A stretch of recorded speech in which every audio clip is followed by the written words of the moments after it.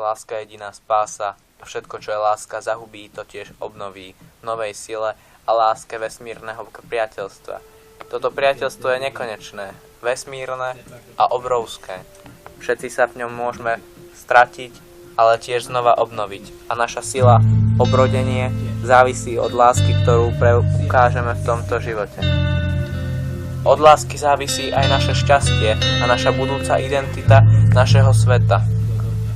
A preto by sme sa mali milovať o mnoho viac a mali by sme všetkých ľúbiť a využívať túto energiu, ktorú nám Matka Príroda poskytla. Láska je totižto brána na cestovanie po celom vesmíre. Môžete nás navštíviť svety, na ktorých nikto nebol a ktoré nikto nevidel. Iba pomocou lásky sa dá prekonať hociaká prekážka.